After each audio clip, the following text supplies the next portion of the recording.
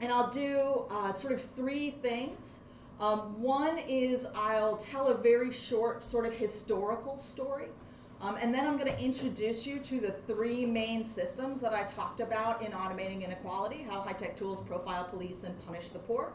And what I'm going to do when I tell you about these three systems or these three stories is I'm going to try to introduce you to them primarily through the experiences of people who see themselves as the targets of these systems. Because I think too often, particularly when we talk about the ethical conundrums and challenges of algorithmic decision making or automated decision making or AI, we have a tendency to talk about them as if they might happen sometime in the future, as if they're interesting thought experiments, as if they're beautiful problems, but not actually practices happening in the real world and landing on real bodies in real time. And so I really want to make sure to introduce you to the people I met when I was doing my reporting, particularly because in asking them to go on record for this book and asking them to share their stories under their real name in the place that they live, they took an extraordinary risk. So most of the folks I talked to who thought of themselves as targets of the systems I describe in the book are currently on public assistance, or currently unhoused, or had just been housed, or are currently involved in the child welfare system. So going on record really meant an incredibly generous sacrifice of increasing their own vulnerability to share their stories. And so I just always try to make sure that when I talk about the book, that I acknowledge that commitment that they made and that incredible gift they gave to all of us. So I'll make sure that I introduce you to these systems through the people and the families that I spoke to. And then finally, time permitting, I'll sort of draw some big picture connections between some of the dots that I've laid out, and that should open us up for conversation. So I'm here today to talk about what I call in the book the digital poorhouse, which is an invisible institution that's made up of decision-making algorithms, automated eligibility processes, and statistical models in social service programs in the United States. Though I think there's actually a lot of connections to be made with Canada as well, and I'm interested in that conversation. So I want to talk today about how the rise of this invisible institution, the digital poorhouse, responds to and recreates a narrative of austerity. This idea that there's not enough for everyone, and that we as a political community have to make hard decisions about who deserves to access their basic human rights and who does not. So we often like to talk about our newest technologies as disruptors, but the tools that I talk about in automating inequality are really more evolution than revolution. And their roots go really, really far back in US history, at least until the 1820s. And this is the moment where I always stop and thank my wonderful editor, Elizabeth Disegard, who looked at my 95-page history chapter at the beginning of this book and said, "Oh God, do not do this to them." I think I cut 70 brilliant pages out of that original chapter and mourn them every day. But in the long run, we ended up with a nice spelt 26-page, 300-year history of poverty policy in the United States. I'm only going to talk about one moment today in this history, which is right around 1819, where the United States is undergoing this pretty extraordinary economic shock, the Depression of 1819. And economic elites of the time were getting really nervous because of some incredible organizing that was happening among poor and working class people for both their rights and for their survival. And so elites, the elites of the time did what elites often do, and they commissioned a bunch of studies. All the studies basically were attempts to answer a basic question, which is, what's the real root of the problem we're facing right now? Is it poverty? Is it the lack of resources? Or is it what they called at the time pauperism? And pauperism basically meant dependence on public benefits. Anyone want to guess what the surveys came back? Poverty or pauperism? Poverty or pauperism? I heard a quite correct whisper of pauperism on this side. Yeah, so they all came back saying basically the problem is too generous provision of social benefits robs working people of their will to do anything but drink and have more kids and lay around.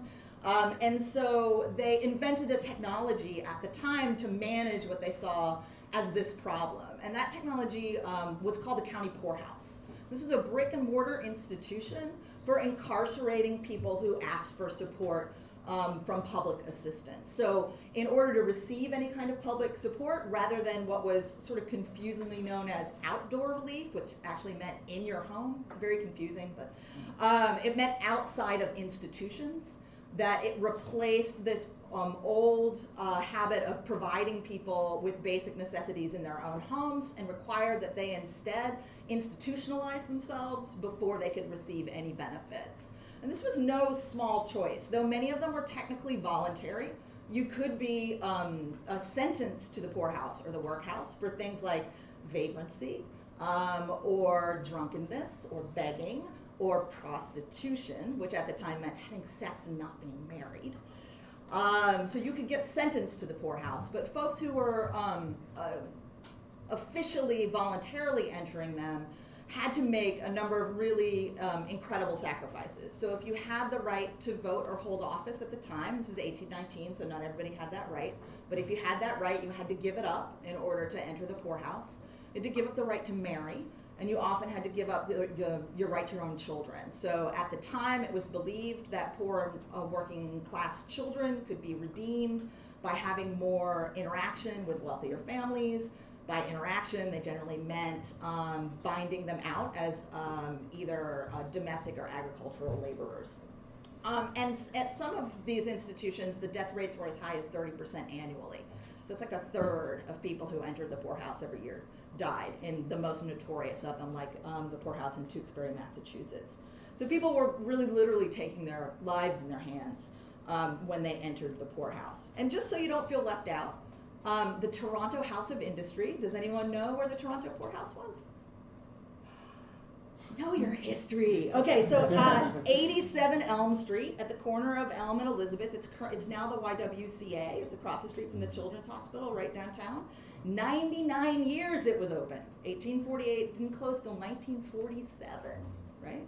And then it was like a nursing home for a while, and now is the YWCA. And one of the reasons it was called the Toronto House of Industry is because able-bodied inmates were forced to crush rock in exchange for their benefits in that workhouse. And I feel particularly connected to it because the poorhouse in my county was called the Rensselaer County House of Industry, and they also crushed rock. So Toronto and Troy were like this. So I use this metaphor of the digital poorhouse in the book to illustrate what I think of as like the deep social programming of these technologies. In sort of technical terms, the legacy programming on which all the other programming runs. At their heart is this decision we made way, way back in the 1820s, which is the very first and most important thing public services should do is a kind of moral diagnosis. It should decide who deserves support and who does not, rather than seeing public services as a universal floor under us all. So, but I want us to think today about this political moment, not just the past, about why these specific tools have become popular at this precise time. And I think that the high-tech tools that we're now using for establishing eligibility, for predicting behavior, for measuring effectiveness, for predicting risk, have risen to prominence right now for several reasons. And I'll go through these one by one. But the first is they rationalize and recreate that politics of austerity, that narrative that there's not enough for everyone. The second is that they purport to address bias, but they actually just hide it. And the third is that they create, at their worst, a kind of empathy override that allows us to sort of ease or escape the emotional burden of making really inhumanly difficult decisions about who among the United States' 43 million poor people deserves support. So I'm going to go through these one by one. Let's talk first about automating austerity. So I dedicate the book to a severely disabled little girl named Sophie Stipes. When she was 6, she received a letter from the state of Indiana that explained that she would be losing her Medicaid benefits because she had, quote, failed to cooperate in establishing eligibility for the program. The letter was addressed directly to her, a 6-year-old girl with cerebral palsy. So this happened just as she was gaining weight, really for the first time on par with normal growth in her life, thanks to a life-saving feeding tube, a gastrointestinal tube that had been implanted recently, and learning to walk for the first time. So the Sipes family was caught up in an attempt to automate all of the eligibility processes for the state's welfare programs. So that's cash welfare, what's called TANF in the United States. What was at the time called food stamps is now called SNAP, or Supplemental Nutritional Aid Program, Assistance Program, and Medicaid, or medical care for the indigent. So in 2006, then Governor Mitch Daniels signed what was eventually a $1.34 billion contract, that's billion with a B, with a consortium of companies including IBM and ACS, Affiliated Computer Systems, to create a system that basically replaced the hands-on work that had been done by county caseworkers in the past with online applications and privatized, regionalized call centers. And so what that looked like from the front lines was, for caseworkers in the past, they had been responsible for a caseload of families, like a docket of individual families, whose case they often followed as they successfully got on or were deemed ineligible and got what they needed and got off of public assistance. Rather than responding to that caseload, they moved to what's known as a task-based system, where instead of being responsive and responsible for a group of families, you're only responsible for a list of tasks as it sort of comes into your computerized workflow management system. From the point of view of applicants, it felt like anytime anything went wrong, there was not a single person that you had been working with, so it was very, very hard to hold anyone accountable for a mistake. It basically meant that if anything went wrong and you got one of these failure to cooperate notices, that it was on you to figure out what mistake had been made. It could be that you forgot to sign page 34 of a 50-page application. It could be that the new caseworker working in the regional call center gave you bad policy advice, so you did the wrong thing. Or it could just be a technical problem. For example, there was a data processing center, a document processing center that advocates eventually called the black hole in Marion, because so many pages of documentation disappeared there. So any of those mistakes would just be reported to you as a failure to cooperate in establishing eligibility. And at that point, it was really up to you to figure out what had gone wrong and fix it within 10 to 13 days, which is extraordinarily challenging, of course. So the result was 1 million benefits denials in the first 3 years of the experiment. It was a 54% increase from the 3 years before the experiment. And because the failure to cooperate notice only said there was a mistake or an error, not what it was, and severed the relationship between caseworkers and applicants, it basically guaranteed that all the burden of fixing those mistakes fell on the most vulnerable families in Indiana. And that created really incredible hardship for Hoosiers, which is, if people don't know, people from Indiana are known as Hoosiers. So I just want to tell you one story that I reported from Indiana briefly. This is the story of Omega Young from Evansville. In the fall of 2008, Omega Young of Evansville missed an appointment to recertify for Medicaid because she was in the hospital suffering from terminal cancer. The cancer that began in her ovaries had spread to her kidneys, breast, and liver. Her chemotherapy left her weak and emaciated.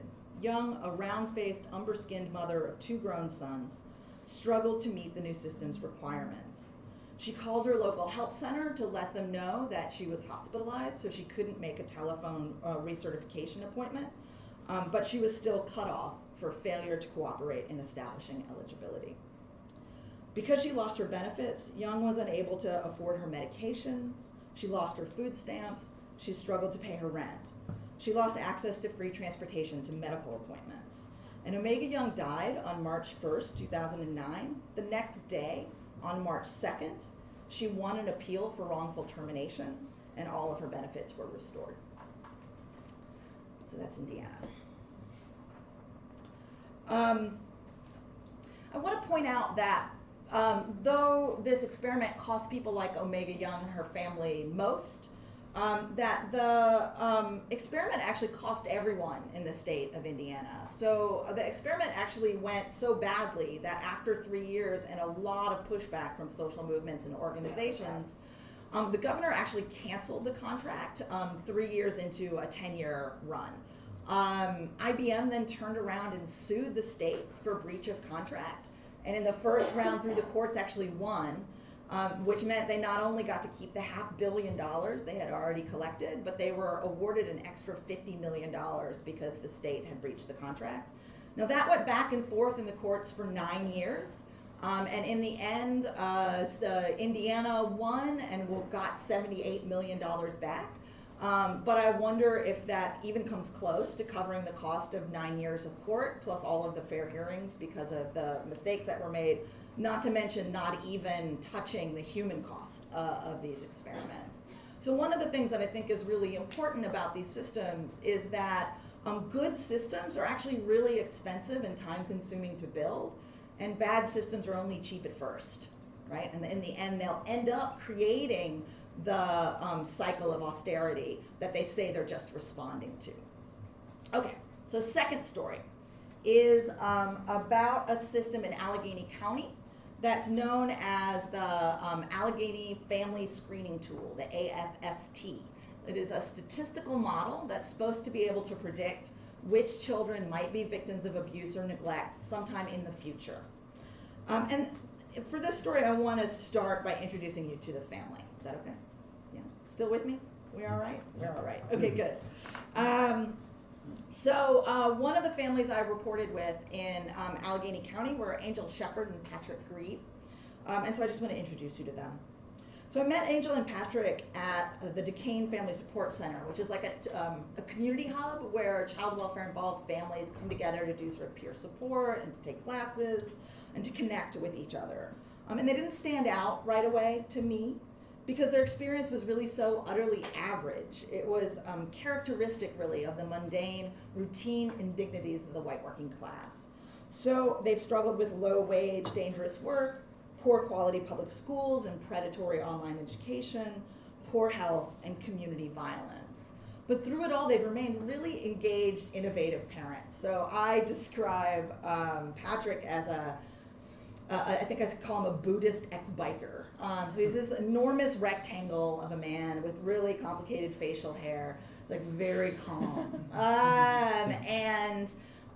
The Angel and Patrick are caring for 2 young girls who are really close in age. So Harriet, Angel's daughter, and Desiree, Patrick's daughter's daughter. And because they're so close in age, they bicker a lot. And so when they bicker, Angel and Patrick put them in what they call the get-along shirt. And the get-along shirt is one of Patrick's like enormous button-down shirts. And they put both the girls in one shirt, one arm through one armhole, one arm around the waist of the other girl, and then they button it back up. And you're not allowed to leave the get-along shirt until you can get along, even if you have to go to the bathroom. And that's the thing that Patrick says always works, right? As soon as someone has to pee, everyone starts to get along because no one wants to go to the bathroom in the get-along shirt. So despite this really sort of extraordinary parenting, Angel and Patrick have racked up a lifetime of interactions with Children, Youth, and Family Services, which is what the child welfare system is called in Allegheny County. In other places, it's called the Child Protective Services, or CPS. So Patrick was investigated for medical neglect in the early 2000s when he was unable to afford his daughter Tabitha's antibiotic prescription after an emergency room visit. So he went to the emergency room, they prescribed antibiotics, he couldn't buy them, she got worse, he took her back to the emergency room, and the nurse reported him to Child Protective Services.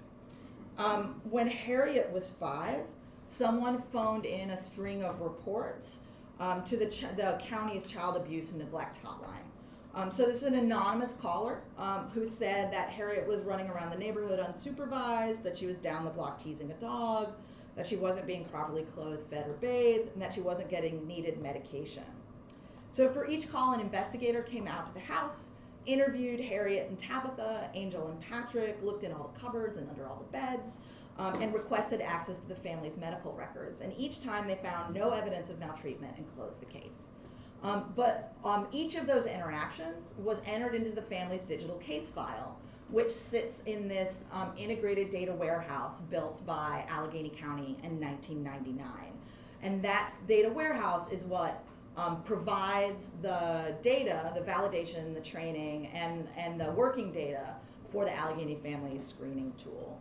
So Patrick and Angel have a sort of rough idea of what's going on. They know that they're being risk rated, and they describe to me as living in a state of sort of constant low-grade terror that another call would be made on either their daughter or their granddaughter for investigation and possibly for removal to foster care. So Angel said to me, "You feel like a prisoner. You feel trapped. It's like no matter what you do, it's not good enough for them. My daughter's now 9, and I'm still afraid they're going to come up one day, see her out by herself, pick her up, and say, 'You can't have her anymore.'" So a little bit about this model. So the model is built on top of this data warehouse that was built in 1999 by the county with private foundation funds. Currently it holds 1 billion records, or as of the writing of the book, it held 1 billion records, more than 800 for every individual in Allegheny County. But it doesn't collect data equally on everyone. Because it is a county database, they really only have access to data about people who reach out for support of their families to public services. So, I mean, we all need help with our parenting, right? Because this is not a simple thing. But professional middle-class families tend to get that support and pay for it out of pocket or through private insurance. So if you are a professional middle-class family, you've got an issue with addiction or mental health, you're going to go to a doctor because in the United States, most of our insurance is covered by employers. That information is private, never ends up in the data warehouse.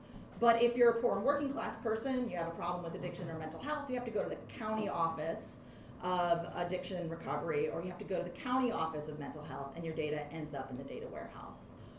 If you need support with childcare and you're a professional middle class family, you can hire a nanny, you can buy daycare. If you don't have the resources to do that, you have to go to the county for support around that. Your data ends up in the data warehouse. So data extracts are regularly collected for the system from about 30 different agencies in the county and the state. So adult and juvenile probation, the jails and prisons, county mental health services, the State Office of Income Maintenance, which is Pennsylvania's welfare office, the public schools, and other agencies that primarily interact with poor and working class families. And the limits of this data really shape the AFST's ability to predict. It shapes what the system is able to see. The parents basically described to me a fear of false positives, which makes sense from the point of view of parents. The fear that they'd be seen as posing a risk to their child when no risk actually exists. So they described to me that they felt like the system confused parenting while poor with poor parenting. And because they were part of this loop of concentrated digital surveillance, it created a feedback loop of injustice, where because they were suspected of being riskier, more information was collected about them. Because more information was collected about them, they had more data to create a higher risk score, which meant that they're investigated more often, and the sort of wheel turns back around, much in the way that people have critiqued predictive policing. This is the kind of critique I heard from parents. Interestingly, I also spent a whole day sitting in the call center, which is the place where intake screeners get these calls from the county hotline or get mandated reports from mandated reporters, and make this really difficult decision where they decide basically whether each call is going to go to investigation, merits a full investigation, or whether it'll be screened out. And the Allegheny Family Screening Tool is supposed to supplement and support their decision making. So it's basically like a thermometer. It goes 0 to 20. It's like, green at the bottom, red at the top. It says very clearly at the bottom, this tool should not be used to make child welfare decisions, which I think is super interesting. We'll talk about that in a minute. So I sat with these intake call screeners for most of the day and talked to them about their job. And one of the things that they said was that they were concerned about the system for the same reasons, but because they're afraid of the opposite result.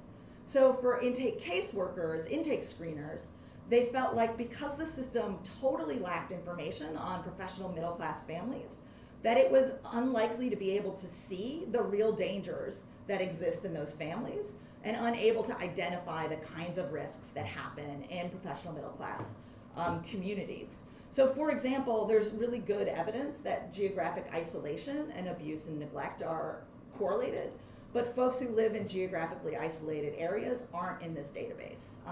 So that's a kind of an indicator of harm that's entirely missing from this system. So one of the things that's really interesting about the system is that its designers are very clear that one of its goals is to help mitigate individual bias discretion among those intake caseworkers that I talked about. And it's a really interesting claim, but one that is not supported by my research or my reporting. Because these models don't actually remove bias, they simply move it. So I have a very smart political scientist friend named Joe Sauce who says discretion is like energy. It's never created or destroyed, it's only ever moved, right? And so basically what this system does is move discretion from those intake call screeners, who are, by the way, the most diverse, the most female, and the most working class part of the workforce, and move it to the international team of economists and social scientists who built the model, who build in lots of invisible assumptions about what a safe family looks like and what a dangerous family looks like. And I'll give you a concrete example of that. So the counties, so they've aimed this tool at individual discretion among intake call screeners, right? But the county's own research shows that that's not the point at which discrimination is actually entering the system. They have a huge problem with racial disproportionality in foster care in Allegheny County, like pretty much every other county in the United States. Something like 39% of the children in foster care are black or black and biracial. I'm forgetting that. I believe African American. And they only make up 18% of the youth population. So they're more than twice as likely to be in foster care than they should be based on their proportion of the population. But the county's research shows that the point at which that bias enters the system is actually the point of community referral. It's the point at which people call into the system or report into the system. So black and biracial families are 3.5 times more likely to be called on than white families. Once they get to the point of intake screening, it adds just a little scotch more bias, 4%. So call screeners screen in 69% of cases about black and biracial families and only 65% of cases that involve white families. But the reality is this is an incredibly sophisticated tool aimed at where the problem is not. The problem actually comes into the system much earlier in the process, at the point at which people make decisions about what a safe and healthy family looks like and what dangerous parenting looks like. And that's really a cultural issue, and not one that I'm sure can be easily identified or addressed by data-based practices. That's the cultural idea that a safe and happy and healthy family looks a particular way, and that is white and wealthy. At best, this is a tool, a sophisticated tool aimed where the problem isn't. At worst, this is a tool that removes discretion from the human beings who actually provide the bulwark against that discrimination when it enters the system. And that, if they remove the discretion from those call screeners, it definitely provides the opportunity to intensify, amplify, and automate the inequality that we see coming in at call screening. Okay, last one. That one's like the most complex, I think, both ethically and technically. Still have enough energy for one more? Yeah, okay. All right, so the third system that I talk about in the book is called the coordinated entry system. Oh, yeah, we can talk about proxies later if you want to talk. That's technical rabbit hole like 3. We can talk about that later if you want. So the third system I talk about in the book is the coordinated entry system in Los Angeles County, which proponents call the Match.com of homeless services. So its intention is to match the most vulnerable unhoused people with the most appropriate available resource. And this is a really understandable kind of digital triage that's happening in a county where there are 58,000 unhoused people. So I live in a small city in upstate New York. My entire city plus 8,000 people are homeless in LA. And while it's not number 1 in the number of homeless, it's actually number 2. New York City has 76,000 homeless people.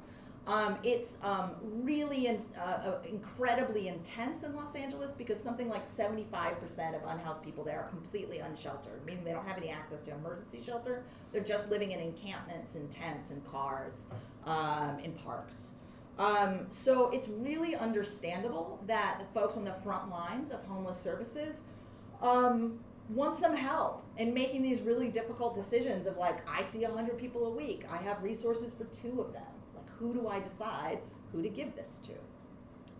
So the system basically works by assigning each unhoused person a score on a scale of vulnerability from 0 to 17. And they get this score by giving this very intensive and some think very intrusive survey with a terrible acronym. It's called the VI-SPDAT, which is the Vulnerability Index and Service Prioritization Decision Assistance Tool. And the VI-SPDAT includes questions like, are you currently trading sex for money or drugs? Have you thought recently about harming yourself or someone else? Is there someone who owes you money, or is there someone who thinks you owe them money? Is there an open warrant out for you? Where can you be found at different times of the day, and can we take your picture? Once that information is collected, it goes into a federally organized system called an HMIS, which is the Homeless Management Information System. The HMIS runs the algorithm that creates this vulnerability score on a scale of 0 to 17. At the same time, on the other side of the system, they're inputting whatever sort of resources are available for folks. So some of those resources are permanent supportive housing, which is like an apartment, and social services, it's a house key. It's the golden ring of homeless services. Some of them are the much more time and resource limited resources of rapid rehousing, which basically are intended for sort of the crisis homeless, folks who have just ended up homeless because of an eviction or domestic violence, and just need a little bit of resources to sort of get them back on their feet, whether that's like moving money or whether that's help with an eviction. So in the middle, there's supposed to be an algorithm that matches unhoused people based on their score with the most appropriate available resource that's coming in from the other side. As of the writing of the book, that was actually a Mechanical Turk. That was actually like a guy sitting in a room. So there was no second algorithm. But what I was really interested in is by the time I wrote the book, they had managed to survey 39,000 people, and they had managed to serve 9,000 of them with some kind of resource. So that's not an apartment, that's not the house key, that's not the golden ring. That could just be help with an eviction, but any kind of support, any kind of resource counted as a match in the system. And that's not bad. That's like not a bad record. But what I was really wondering about is how those 30,000 people who had done this very intrusive survey, sometimes 2 or 3 or 4 times, and not gotten any resources at all, how they felt about the system. And these are people like Gary Boatwright. I want to introduce you to Gary is known as Uncle Gary.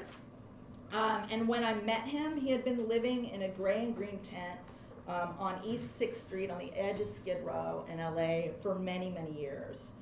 He's a straight-talking, wryly funny man with thinning white hair and Santa Claus blue eyes.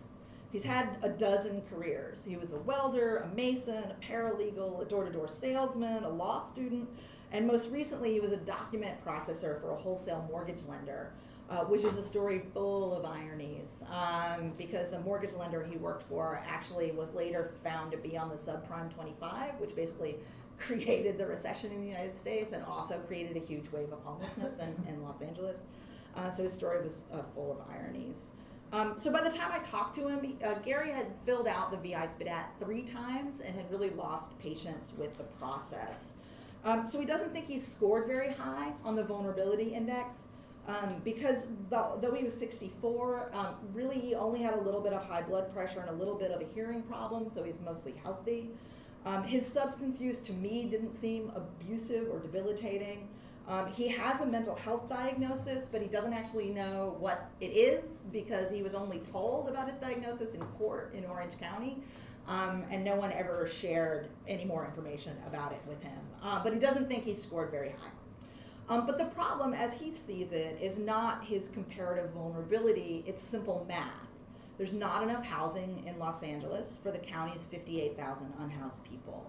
So he said to me, people like me who are somewhat higher functioning, we're not getting housing.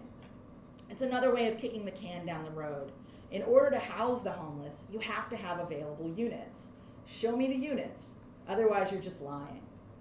So in November of 2016, as I was finishing the manuscript, Gary was arrested and he was charged with breaking the window of a public bus with a plastic 99-cent store broom, which when he called me from Men's Central Jail, he said was, quote, physically impossible. He got out about a year ago, and by the time he got out, he had really sort of lost everything, his tent, his paperwork, his relationships with local organizations and friends. And if he chooses to interact with the VI SPDAT again, he'll actually score lower, because it counts incarceration as being housed. So the model will actually see him as less vulnerable, and his priority score will slip even farther. Okay. So a couple of sort of big overarching themes, and then we'll move to conversation. So I can hear skeptics now. I've been on the road touring with this book for 14 months, so I know what people are going to say. One of the things that people say is like, come on, Virginia, scary stories sell books. You cherry-picked the worst systems you can find just to write this like terrifying Darth Vader book that would sell a bunch of copies. But here's the reality. So Indiana was pretty bad. Like I don't know what was in Governor Mitch Daniels' heart. I cannot peer into his soul. But one of my sources in Bloomington, Indiana said, if we had built a system to deny people access to public services on purpose, it would not have worked any better than this. So maybe there's a bit of black hat going on in Indiana. But the reality is, in both Los Angeles and in Allegheny County, the folks who built these systems, all of whom I spoke to, are very smart, very well-intentioned people who care deeply about the people their agencies serve. And in fact, they've done most of the things progressive critics of algorithmic decision-making asked them to do. So they were largely transparent. They shared details of how the systems work, though importantly, not all of them. They were largely accountable in that in both places the tool was held in the public, in a public agency, or at least in a public-private partnership. And there was even some processes of participatory design in the design of some of these technologies. In other words, these are some of our best systems, not some of our worst. So here's a really challenging thought. What if the problem with the coming age of AI and machine learning and social services is not broken systems, is not inaccuracy, but rather systems that carry out the deep social programming of social services too well, that limit access, that police behavior in just the same way the brick and mortar poorhouse did. So the designers of all of the systems I talked to for this book really kind of agreed on one thing, which is though these systems may be in some cases regrettable, they're necessary for doing a kind of digital triage. That making decisions about whose lives are immediately threatened by economic inequality and who can wait. But the decision to triage at all is actually a political decision. And it's actually not appropriate to use the language of triage unless the crisis is temporary and there are more resources coming. If the crisis is not temporary, if there are not more resources coming, then what we're doing is actually automating rationing, not digitizing triage. And I think it's important to call it exactly what it is. So I think we deserve better than the systems we're getting. I think our people deserve better. I think our communities deserve better. I think the fundamental danger of the digital poorhouse is that it requires that we think small, both in terms of our resources and in terms of our political imagination, that we accept sort of arbitrarily enforced limits, both to resources and to vision. And this political moment that we're living in right now, and justice itself demands that we think big, that we sort of push back against austerity fever. So what to do? I absolutely know that one of the things people most want me to do when I come to talk is like give you a 5-point plan for building better technologies. And I'm sorry, and you're welcome, I'm not doing that. I think we have some really deep work to do, and I'm going to talk here specifically about the United States, though I do think there are some really important parallels. There's some key differences, but there's some important parallels in Canada as well. So I think this work really has to happen on 3 levels at the same time. The first is a narrative level, it's a cultural shift. So in the United States, we tell a story about poverty, that it's an aberration in an otherwise perfectly functioning system. That it is a tiny percentage of probably pathological people who find themselves under the poverty line. But Mark Rank's fantastic life cycle research shows really clearly that in the United States, 51% of us will be below the poverty line at some point in our adult lives. That is between the years of 20 and 64. And close to 2/3 of us, 65% of us, will receive means-tested public assistance. So that's straight welfare. That's not reduced price school lunches, that's not Social Security, that's not unemployment, that's straight welfare. So if it is true that poverty is a majority condition in the United States, then it makes no sense to do this incredibly, increasingly sophisticated moral diagnosis of who deserves help and who doesn't. This is simply a condition of living in the United States and not something that needs to be figured out, right? So I believe that one of the major things we need to do is learn to tell the stories of poverty in the United States differently, including learning to claim our own histories of being on public assistance and being below the poverty line. The second change that I hope to see is a shift in politics. So I believe a shift in the way we share our stories can shift the way we do politics. And this means moving away from means-tested, punitive public programs that spend so much of their effort, so many of their resources deciding who deserves help, rather than using an approach that's based in basic universal human rights. So in the United States, we can decide at any point that we draw a line below which no one is allowed to go for any reason. There's no decision that you can make that means your family should be split up because you can't afford a child's medication.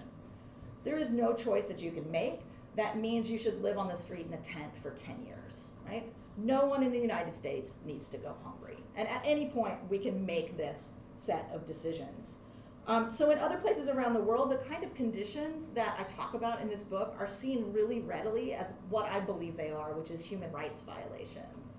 And I think it should give us some really profound pause that we are increasingly talking about them as systems engineering problems rather than as human rights problems. I think at worst, what these tools can do is allow us an empathy override, allow us a way to ignore some of the deepest political problems that we face as a nation. And finally, in the meantime, we have to design less harmful technology. So the technology is not going to just like sit twiddling its thumbs while it waits for us to work out all these cultural and political issues.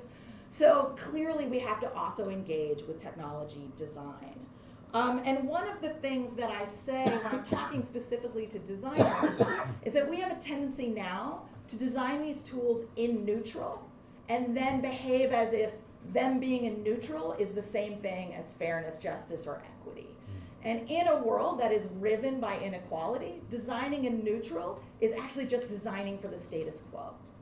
So the image I use to help people understand this is like, say that we're building a car, and we're building a car to actually traverse the landscape of a very hilly, twisty, turny place. Let's just say it's like San Francisco. And we build this car with no gears. And then we get in it at the top of Telegraph Hill and are then surprised somehow when we crash into a fiery ball at the bottom of the hill. The reality of the world we live in requires us to build equity gears into these tools and these technologies. And the thought of building in neutral as being enough is just indefensible in the world we actually live in. So if we're to build a more just future, we have to build it on purpose, bit by bit and bite by bite. If we outsource our moral responsibility to care for each other to computers, we really have no one but ourselves to blame when these systems supercharge discrimination and automate inequality. I really appreciate your attention and your time, and I'm really eager for the conversation. Thank you so much.